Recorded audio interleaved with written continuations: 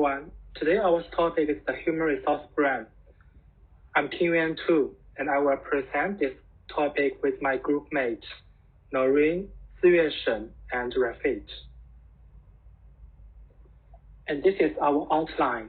We will go through this topic among from 4 parts.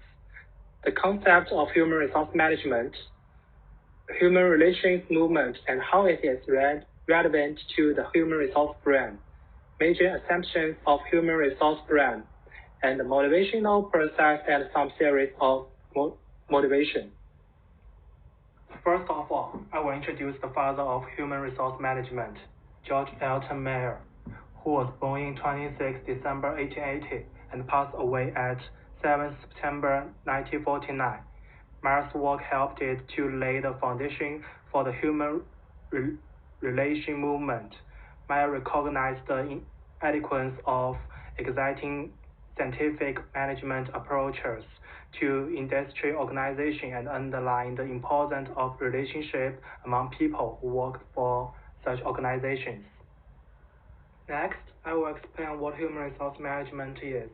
Human resource management is a distinctive approach to employment management which seeks to achieve competitive advantage through the strategic deployment of a highly connected and capable workforce using an array of cultural, structural, and personal technologies.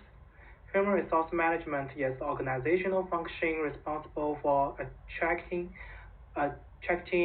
hiring, developing, rewarding, and retaining talent. Human resource management involves all management decisions and actions that affect the nature of relationship between the organization and employees. Leverage people's capabilities and commitment is critical to achieving sustainable competitive advantage or good public service. Human resource also includes some organizational activities concerned with recruiting and selecting, designing workforce, training and developing, rewarding and motivating workers. And then, let's move to the function of human resource management. The function of human resource management can be divided into 2 parts, 5 basic functions and 6 operative functions. Managerial functions include planning, organization, staffing, direction, and controlling. Operative functions include procurement, development, compensation, maintenance, motivation, and integration. Due to time constraints, I won't introduce them in detail. Human relations movement mainly studies the behavior of employees in the organization. It originated from the Hawthorne study in 1930. Hawthorne's research concluded that when employers begin to pay attention to employees' psychological and natural needs, productivity will increase.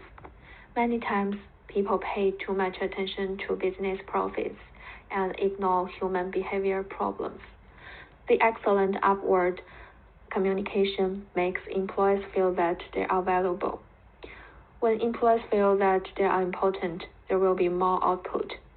Human relations movement focuses on the individual as a unit, analyzes the factors of motivation and cultivation, and promotes employees to be more motivated in productivity and invest in work.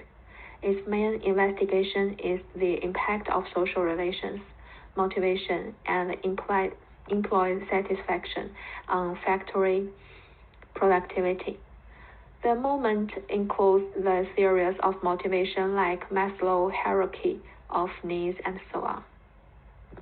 The human resources framework is mainly for integrating human needs and organizational requirements. It can gain a deeper understanding of team members and give them special advantages by using their strengths and skills. When the members of the organization are recognized by team members and leaders for their strengths and skills, it is conducive to the advancement of enterprise projects.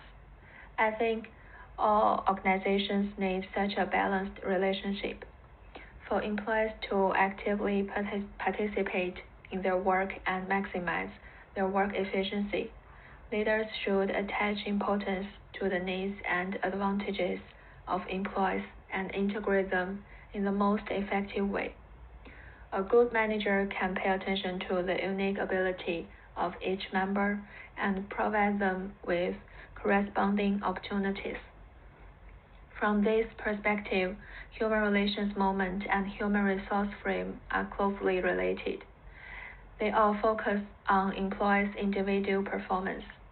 Employees' motivation and positive attitude towards work depend on the affirmation of their personal value by the organization and leaders. If you want employees to contribute to the company, you must discover their advantages and make them realize that they play a key role in the success of the team. The increased employee satisfaction will increase his personal performance, which will affect the productivity of the company. Just like the barrel theory, managers always believe that the shortest board of employees ultimately determines the value he can play in the team. So he focuses on how to make up for this short board. However, as the specialized division of labor between enterprises and teams becomes more and more refined, managers are increasingly aware that discovering the advantages of employees is far more valuable than making up for their shortcomings. If managers understand the advantages of employees and use them reasonably, you will find that your team has made rapid progress. Major assumptions of the HR frame, according to Bowman and Dill, are that organizations exist to fulfill their human needs, and organizations need resources such as people, and people need them in return, and organizations need a proper fit between themselves and individuals so as to be successful from both ends. So to improve the HR frame, the HR needs to execute certain strategies according to Bowman and Dill. One of the ways is coming up with a shared philosophy between the individuals that work for the organization and the organization itself so as to achieve the common purpose or goal of the organization successfully. The second way is to hire the right individuals, and this can be done using systems or softwares or by using one's intuition. And I'll give an example of the former bank I worked in called NIC Bank back in Kenya. And when they were hiring me, they used the system. They did several tests, and the system would automatically shut out the people who didn't pass the tests. And the final stage of the hiring process was sitting in front of the managers, and they would follow their intuition to hire you or not. The third way to improve the HR frame is to maintain the staff. So once you've gotten the right individuals, it is key to make sure they are motivated to work in your company, and this can be done through great rewards, bonuses, job security, and promotions. The fourth way is to invest and empower staff. This can be done through learning programs, workshops, promoting equality in the company, and reframing the work environment. And I'll give an example. NIC Bank in Kenya has certain programs in the internet of the company that one can enroll and do it, and then get a certificate. And this way you empower your staff by knowledge. The fifth way is through diversification. So an organization can diversify through hiring globally or through job redesigns. An example of job redesigns is job rotation. So in my former organization that I worked in, I remember I was new and they rotated me in different departments, and this is good for the HR frame improvement because when you're rotated, you get ideas and you're able to pass on ideas in the different departments, and this also in a way helps innovation in the company, and the company gets successful in the end. Thank you. Good afternoon, I am Rifat Bukhari, and I will be taking you through the theoretical and practical aspects of motivation. We can observe millions of examples of motivation around us. Did you ever wonder why do some people climb mountains while others run? And why do millions of people go to work every day? The answer to these questions is motivation. Motivation is the force that drives our actions. Motivation is derived from the Latin word movere, which means to move.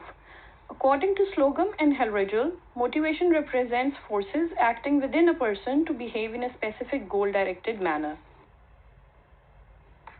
Motivation theories are broadly categorized into content theories and process theories. The content theories find the answer to what motivates an individual and is concerned with the individual needs and wants. On the other hand, process theories deal with how motivation occurs.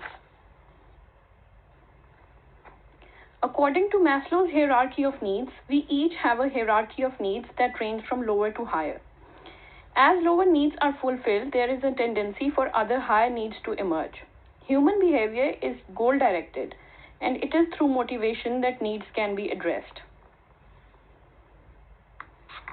The Herzberg's motivation hygiene theory was given by Friedrich Herzberg. He concluded that there are two job conditions independent of each other that affect behavior.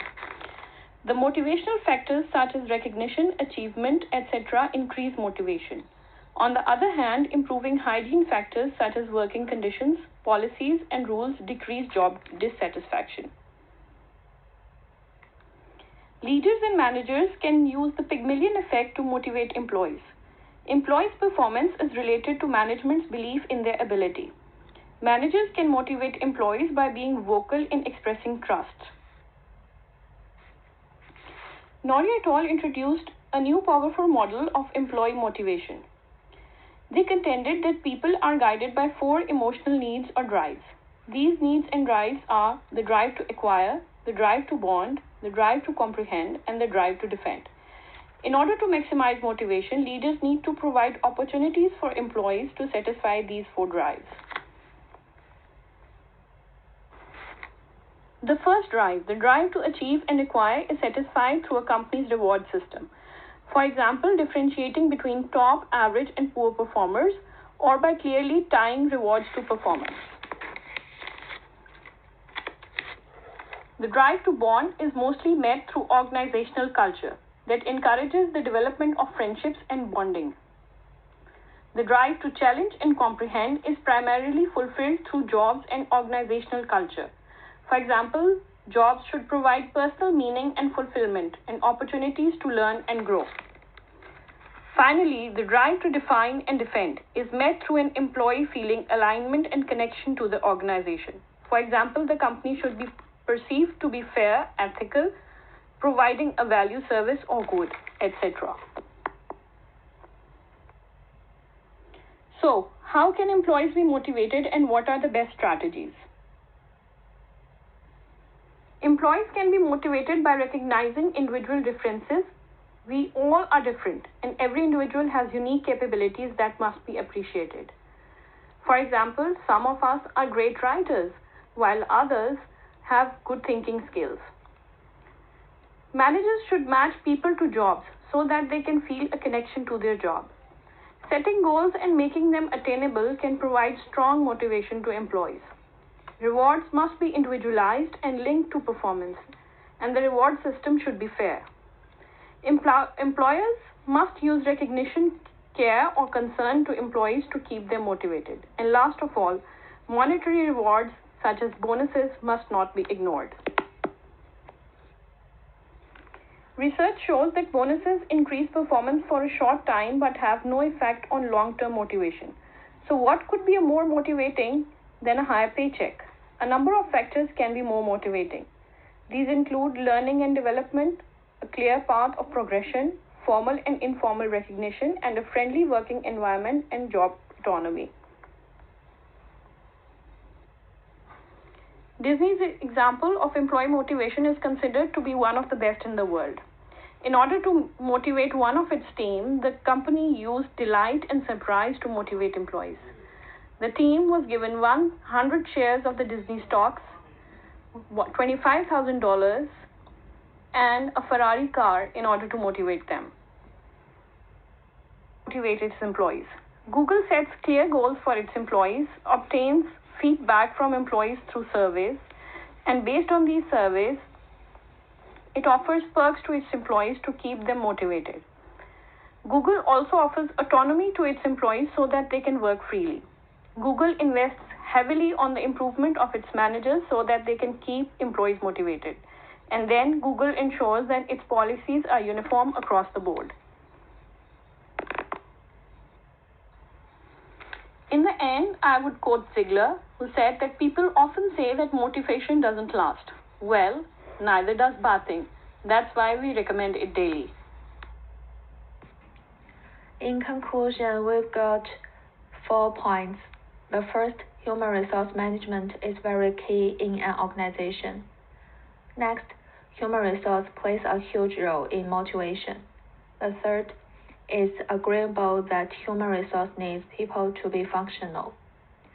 Last one, people are motivated differently. Hence, it's key for organization to have different aspects of motivation to enhance better performance of the people and in turn better performance of the organization.